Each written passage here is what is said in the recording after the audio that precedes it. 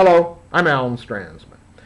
This excerpt from my book entitled Don't Let Your Dream Business Turn Into a Nightmare is called The Offer. And just to set the stage, you are now in Vancouver. It is the day after the presentation that you have made to your prospective investor, his accountant, his friend, his wife, and several other friends that were in attendance.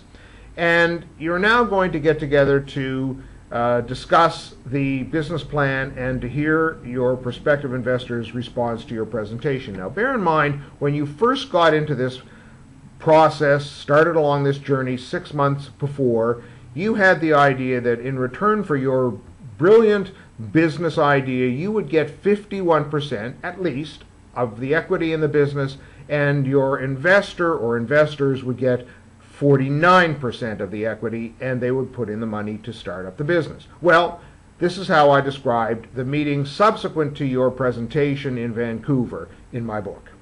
Your prospective investor makes you the following proposal. He and his friend will each put up $105,000 and will each receive 40% of the business. You will put up $15,000 and will receive 20% of the business. They can't let you have equity in the business without putting up any money. You have to have your tail caught in the gate too. And that does make sense to you. Otherwise, what's to stop you from throwing in the towel at any point and just walking away? Now, an additional $50,000 of the required funding will be in the form of a line of credit, for which you will be on the hook for 20%, or $10,000, if the business were to go bankrupt, which you know it won't.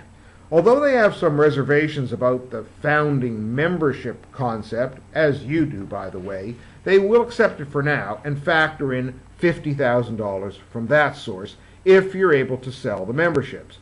And you can explore the government-backed small business loan if you want, which would cap the liability at 25%.